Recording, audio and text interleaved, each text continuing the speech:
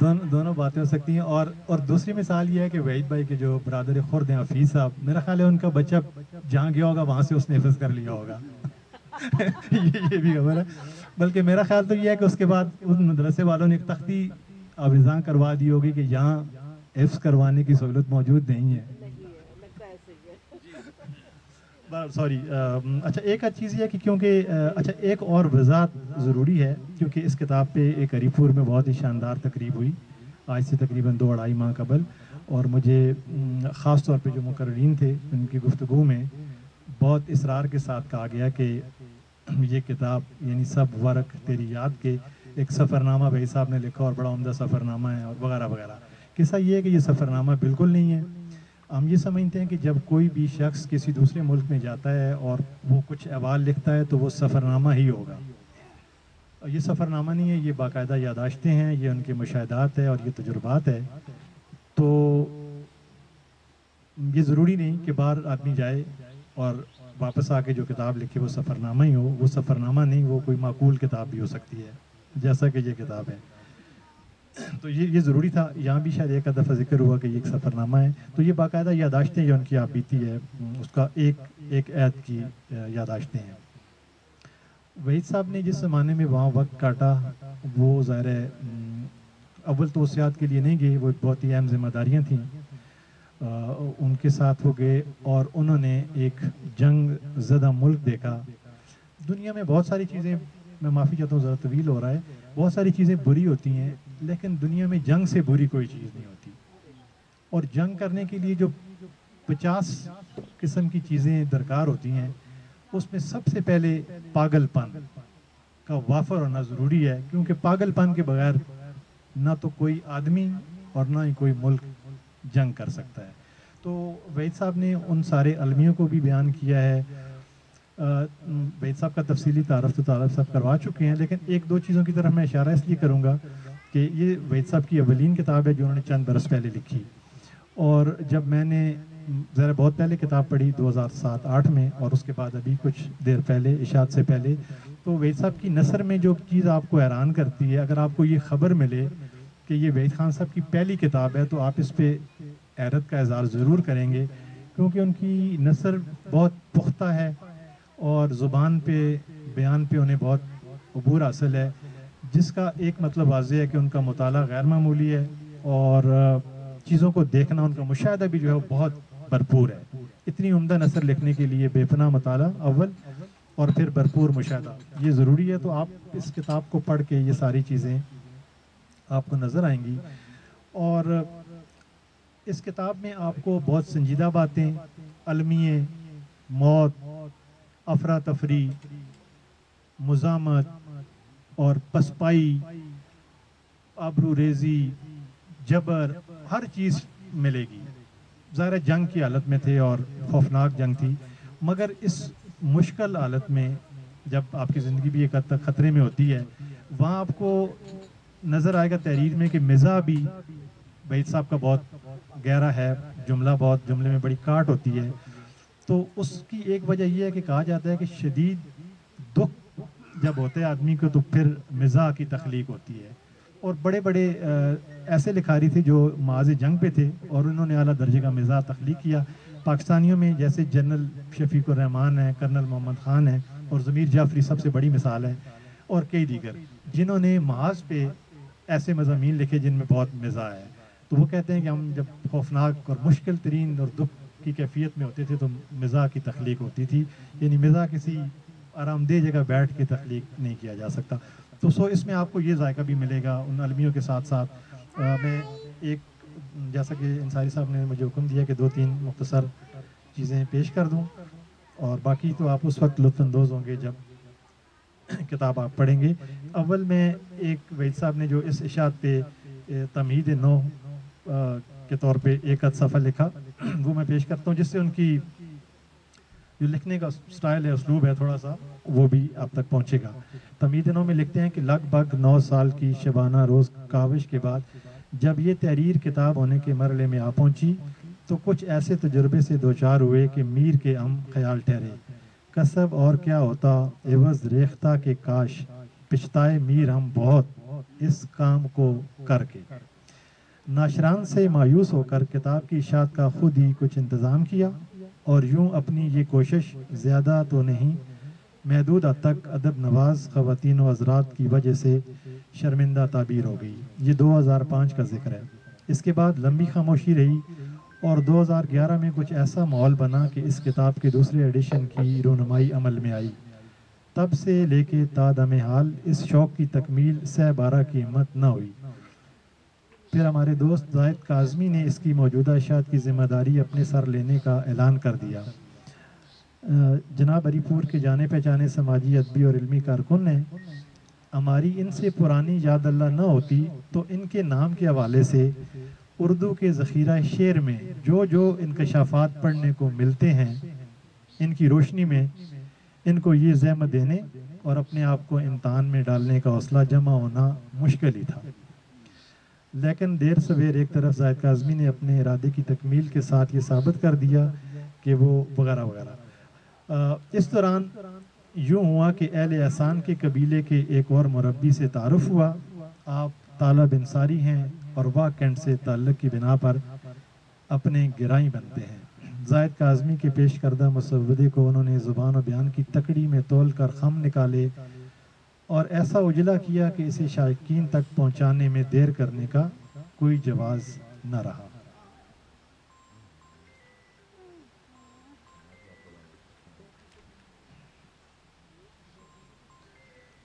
اپنے ایک پولیس کے ساتھی جو پاکستان میں بھی ان کے ساتھی رہے اور پھر وہاں بھی بوسنیا میں بھی جانے کا ان کو موقع ملا، وہ اقبال صاحب ہیں۔ اقبال پولیس کالج انگو میں ابتدائی تربیت کے دنوں ہی سے اپنے ساتھ کچھ زیادہ کپڑے رکھنے کا عادی نہ تھا۔ اس کے جوڑوں کی تعداد زیادہ سے زیادہ 4 ہوا کرتی تھی۔ ان میں سے ایک رات کو پہننے کا، 2 عام پہننے کے جوڑے اور ایک خاص جوڑا ہوتا تھا جس کے رنگ کے ساتھ ملاپ رکھتی واسکٹ بھی ہوتی تھی۔ اقبال اسے غمی شادی کا جوڑا کہا کرتا تھا۔ یہ جوڑا وہ زیادہ تر اس شام پہنتا تھا جب ہم 50 روپے جمع کر کے پرنسپل صاحب کی دعوت کیا کرتے تھے۔ یہ واحد موقع ہوتا تھا جب ہم اسکیل کی پابندی سے آزاد ہو کر گوشت کھاتے تھے۔ دوسری طرف پرنسپل صاحب سے ہر بار یہ تانا سننا پڑتا تھا کہ وہ دعوت بھی کوئی دعوت ہوتی ہے جس میں سالم دمہ شامل نہ ہو۔ لیکن اب اقبال کے کپڑے 2 سوٹ کیسوں میں بند تھے جن کا بوجھ یہ بتا رہا تھا کہ عام کپڑوں کے ساتھ ساتھ اس میں غمی شادی کے جوڑوں کی تعداد بھی کچھ زیادہ ہے۔ شناختی کارڈ کے اصول کے لیے ہم میں سے ہر افسر کو ایک فارم پر کرنے کے لیے دیا گیا۔ اس پر سوائے اپنے نام کے اور کچھ نہیں لکھنا تھا۔ اب ہدایت یہ تھی کہ اس میں اول بعد میں اور نام کے بقیہ حصے کو پہلے لکھا جائے۔ اس طرح عبدل سے شروع ہونے والے نام کافی مذائقہ خیز بن گئے تھے۔ اپنے ڈی ایس پی ساتھی عبدالرشید کو رشید عبدل بنتے دیکھ کر میں نے وحید عبدل کے بجائے خان وحید بننا پسند کیا اور عبدل کا سابقہ گول کر گیا۔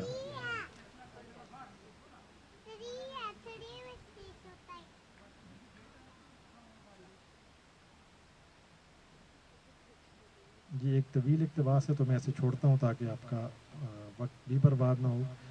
پریم اور شیوا بھی ہمارے پڑوس میں عمارت کے تہخانے میں واقع ایک بیڈ روم پر مشتمل فلیٹ حاصل کرنے میں کامیاب ہو گئی۔ یہ فلیٹ سٹولک میں کرائے پر حاصل کردہ گھروں میں سب سے گئے گزرے معیار کی رہائش گاہ تھی۔ ہمیں اس بات پر سخت حیرت تھی کہ شیوا جیسے آدمی نے، جو کہ روزانہ بلا مبالغہ 50 مارک تو پینے پہ لانے پر لوٹا دیتا تھا، اس نے آخر اس رہائش کو کیسے قبول کر لیا۔ یہ معمہ بھی جلدی حل ہو گیا۔ یہ ہم سا فلیٹ اس خاتون کی ملکیت تھا جو بلا شبہ سٹولک کی سب سے خوبصورت خاتون تھی اور قصبے کے مرکز میں واقع ایک پھولوں کی دکان کی مالک بھی۔ یہ وہی خوش شکل خاتون تھی کہ ازونچی میں ڈیوٹی کے دوران جس کی دکان کا پھیرا کسی نہ کسی بہانے سے ہر مانیٹر ضرور لگایا کرتا تھا۔ یہاں پھیرا کو انہوں نے کاموں میں کیے ہوئے۔ یہ دیسی مانیٹروں کے ہاں پھولوں والی کے نام سے مشہور تھی۔ اس سراپا رنگ و بو کا اصل نام جاننے کی کسی نے کبھی ضرورت محسوس نہ کی۔ شیوا تو ملنگ آدمی تھا، عاشقی سے اسے بھلا کیا واسطہ، البتہ پریم بظاہر معصوم سا شخص ہونے کے اس میں بامسمی تھا اور پھولوں والی کا کرایہ دار بننا اس کا انتخاب تھا۔ اب نہ معلوم یہ حسن بیگانہ احساس سے جمال تھا یا آلات کی ستم گری کا شکار، کہ خاتون اپنی اتوار کی ہفتہ وار چھٹی کے دن از خود شیوا اور پریم کے کپڑے ان کی رہائش گاہ پر آ کر دھوتی تھی۔ اس کے بدلے 50 مارک ماہانہ اضافی آمدنی حاصل کرتی۔ مجھے سمجھ نہیں آتی تھی کہ ایسی خاتون کا نصیب ایسی زندگی کیوں کر ہے۔ یوں ذہن میں اٹھتے بہت سے چبھتے سوالوں کا جواب پنجابی کے ایک شعر کی صورت ہی میں بن پاتا ہے۔ یہ ساری کھیٹ مقدراں دی، یہ لیکھاں والا تھیندائے تن تھندائے۔ تو یہ ہے جی وحید صاحب نے اقتباسات یہ مکمل ہوئے۔ وحید صاحب نے ظاہر ہے وہاں گزارے ہوئے وقت میں مختلف آدمی پہ کیفیات ہوتی ہیں اور مختلف طرح کے جذبات ہوتے ہیں جن کو آپ بہرحال الفاظ کی شکل میں اس کی تصویر بناتے ہیں۔ لیکن قصہ یہ ہے کہ کسی نے کہا ہے کہ جذبات جو ہوتے ہیں انہیں بہرحال الفاظ میں بیان نہیں کیا جا سکتا۔ یہ نہیں، جذبات اتنے خالص ہوتے ہیں کہ ان کی تصویر نہیں بن سکتی، مگر آدمی بہرحال کوشش کرتا ہے تو پھر وہ کچھ نہ کچھ بنتی ہے۔ تو اس پہ شان الحق جیسے ادب کے بہت بڑے عالم گزرے ہیں، ان کا ایک بہت ہی لاجواب شعر ہے، کیونکہ آخر کار ہم جذبوں کا اظہار الفاظ ہی کی صورت میں کرتے ہیں، اس کے علاوہ شاید کوئی دوسرے رنگ بھی ہیں کئی، مگر ایک بڑا ذریعہ یہ ہے۔ تو حقی صاحب نے کیا عمدہ شعر کہہ رکھا ہے کہ جذبوں کی کوئی شکل بنانی ہی پڑے گی۔ بس جذبے اتنے خالص، جیسے کہا جاتا ہے کہ جو خالص ترین سونا ہوتا ہے اس میں کچھ ایک خاص مقدار تک ملاوٹ کیے بغیر اس کی کوئی زیور یا کوئی بھی چیز شاید نہیں بن سکتی۔ تو حقی صاحب نے کہا ہے کہ جذبوں کی کوئی شکل بنانی ہی پڑے گی، سونے میں مجھے کھوٹ ملانی ہی پڑے گی۔ تو میں اس پورے گروپ کو چوپال کی جو ایک شاندار روایت ہے، جیسا کہ کیانی صاحب نے فرمایا تقریباً 4 برس بہت تھوڑے ہوتے ہیں، لیکن ان 4 برسوں میں جس قدر ان کا حسن انتظام دیکھنے میں آتا ہے اور جتنا منظم اور مرتب اور تسلسل کے ساتھ یہاں پہ جو بیٹھک ہوتی ہے اس میں تنوع ہوتا ہے، اس میں مصور بھی، فنکار، موسیقار، کتابیں لکھنے والے، سنگ تراش، باغبانی، کو پیما اور پتہ نہیں کس کس شعبے سے وابستہ شاندار اور باکمال لوگ آتے ہیں، وہ اپنی بات کرتے ہیں، اپنے تجربات دوستوں تک بڑے غیر رسمی انداز میں پہنچاتے ہیں۔ تو یہ شاندار روایت ہمیں امید ہے قائم رہے گی اور آپ سب احباب اس کا حصہ ہیں، اور ہمیں امید ہے جو دوست ابھی اس کا حصہ نہیں بنے وہ اس کا حصہ بنے اور باقی ایسے خوش فکر اور خوش ذوق لوگوں تک بھی یہ پیغام پہنچائیں کہ اس دائرے کا حصہ ضرور بنا جائے۔ تو میں ذرا شکریہ ادا کرتا ہوں، اور مجھے اس بات کا بھی اندازہ ہے کہ میں نے قریب سب سے زیادہ وقت لیا ہے۔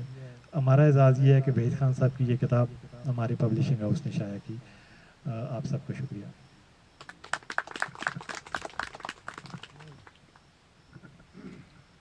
جی صاحبان و صاحبات، بڑی سیر حاصل گفتگو ہوئی۔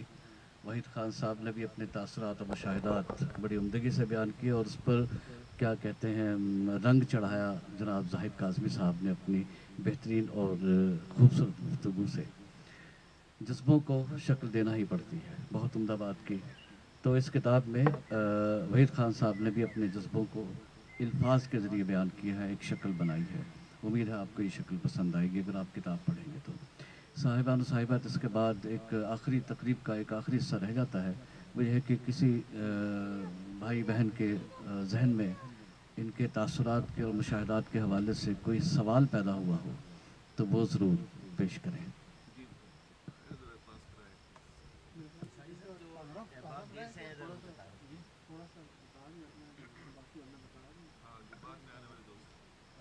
جناب ظہیر شاہ میرا نام ہے، ٹیکلا سے بلونگ کرتا ہوں اور چوپال کے ساتھ میرا 4 سال سے رابطہ ہے۔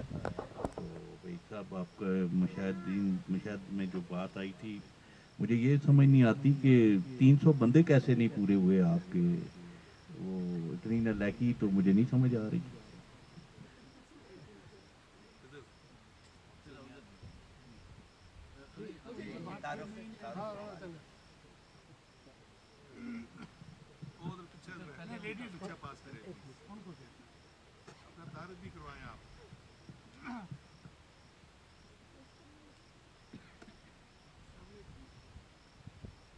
नहीं ऑन कीजिए।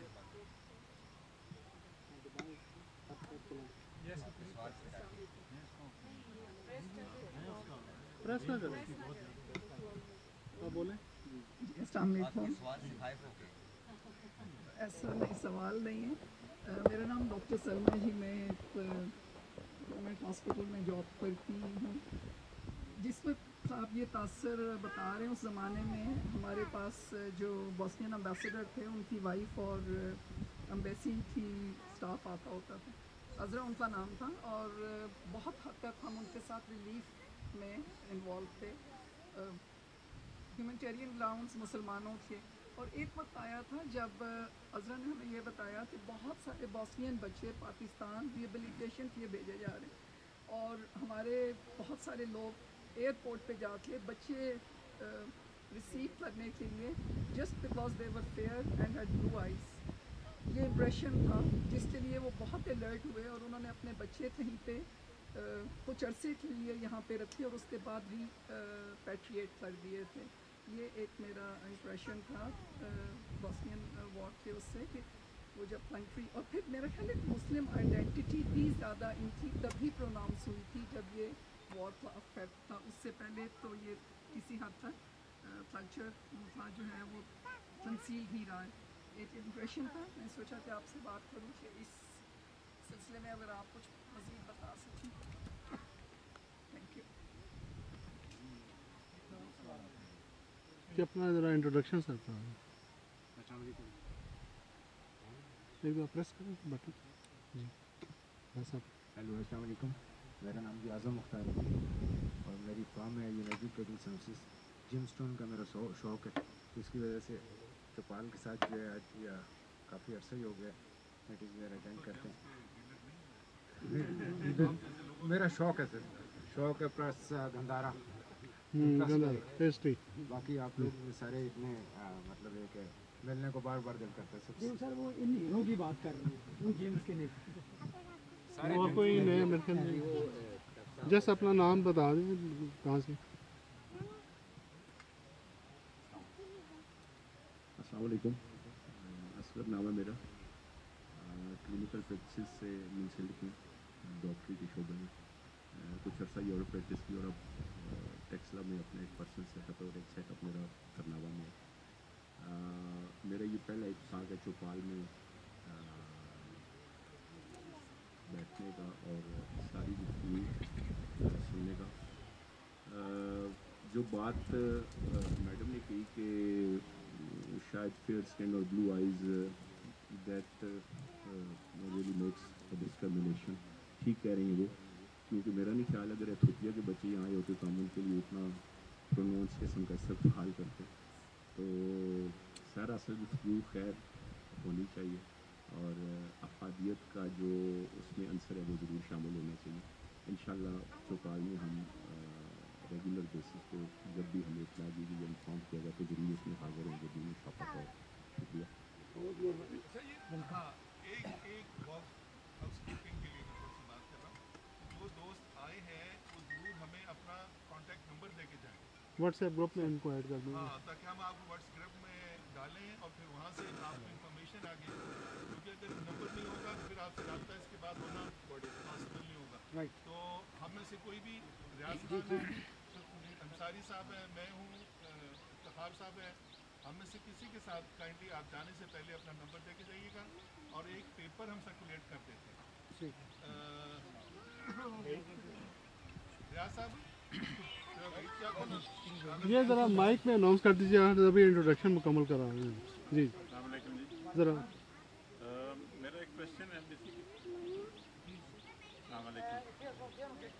वो ये है कि नॉर्मली आपने ये बताया कि वहाँ की इक़दार जो थी वो काफ़ी अच्छी थी और इसमें कोई स्कूलिंग सिस्टम का था जो बच्चों का, या किस तरह की मतलब कैरेक्टर बिल्डिंग जो है कैरेक्टर बिल्डिंग जो उनकी हुई या उसमें आपने देखी, उसमें क्या मेन आंसर क्या था कि जिसकी वजह से जो हमारे मुल्क में हम लैग कर रहे हैं चीज़ों को, वहाँ पे क्या प्लस चीज़ थी जिससे मतलब ये कैरेक्टर बिल्डिंग हुई, ये काइंड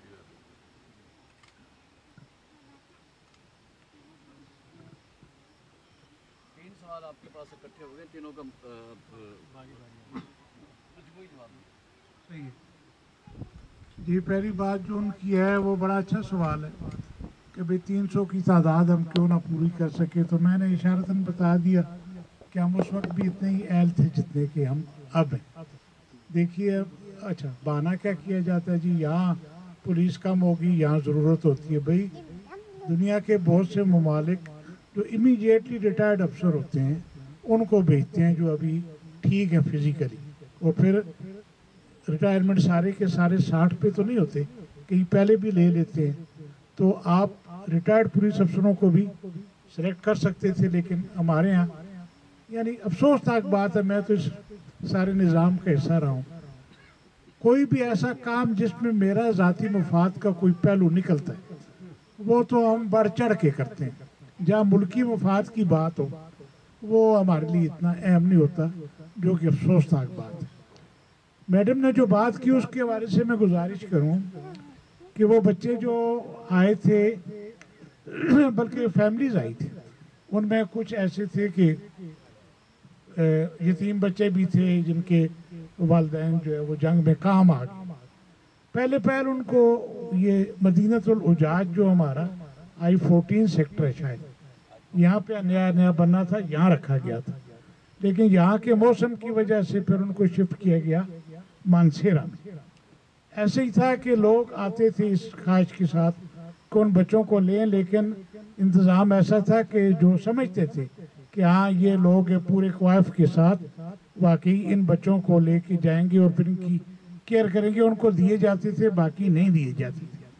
وہ بچے جو دیے گئے ان میں سے ایک بچی میرے بچپن کے دوست کی بہو ہے, صادقآباد پنڈی میں وہ رہتے ہیں, وہ فر اردو بولتی ہے, اس کو آپ پہچان بھی نہیں سکتے کہ وہ بوسنین ہے. اور پھر چونکہ وہ تو یتیم تھی بوسنیا سے, اس کا کوئی تعلق بھی بعد میں نہ رہا. تو آپ نے جناب سوری کیا سوال کیا تھا؟ ہاں جی اچھا, تعلیمی نظام جو ہے نا جناب, تعلیمی نظام میں جو چیز مجھے مطلب اپنے ماحول کی نسبت سے اس نے بڑا حیران کیا کہ پارک میں جب رنگ کرنا ہوتا بینچز کو تو چھوٹے چھوٹے میرے پوتے جتنے 5 سال سے 6 سال کے بچے وہ ڈبی اور برش لے کے کپڑوں پہ بھی ڈال رہے ہیں اور یہ بھی. میں انہیں کہتا یار یہ تم لوگوں نے کیا تماشا بنایا, ان سے کیوں کراؤ؟ انہوں نے کہا ہم ان سے ابتدا کراتے ہیں, بعد میں ہم خود کریں گے. یہ اس کی تربیت کا حصہ ہے کہ یہ پارک کو یہ اون کریں اور کل اس کو اپنا سمجھیں. دوسری بات, گرمی کی چھٹیوں میں جو ذرا درمیانی عمر کے بچے تھے 8ویں 9ویں والے, چوکوں میں پولیس والا ٹریفک والا سائڈ پہ کھڑا ہو جاتا, ان کو سمجھا کے کہ تم نے اس طرح ٹریفک کو رواں رکھ دیا, اور ان کو کہتا اب تم جو ہے اس طرح یہ کام کرو. جہاں وہ غلط ہوتے پھر وہ پاس آ کے وہ ان کو بتاتا. تو تربیت کے یہ تو 2 پہلو جو کہ میں نے اپنی آنکھوں سے دیکھی, اور کئی پہلو ہوں گے ضرور ہوں گے کہ جس کی وجہ سے. اور ویسے بھی میں آپ سے عرض کروں, یہ بات شاید اتنی اچھی نہ لگے بہت سے دوستوں کو, کہ یہ حقیقت ہے کہ گورے جو لوگ ہیں ان کا ایک نظام زندگی اور طرح کا ہے, اور وہ اس میں سیدھا پن ہے. یہ سرب جو تھے جن کے حوالے سے ہم ایسی باتیں کرتے ہیں, وہ یقین مانے جب دشمن تو وہ جس کے تھے وہ تھے, لیکن جس کے وہ دوست بن جائیں تو ان جیسا دوست بھی کوئی نہیں تھا. تو خوبیاں ان میں بے شمار تھیں. کاش ہم بھی کچھ اپنے پاس سے کچھ پیدا کر لیں, اپنے دین سے لے لیں, اپنے ارد گرد سے دیکھ لیں, یا گلوبل ولیج سے ان کو اپنا لیں.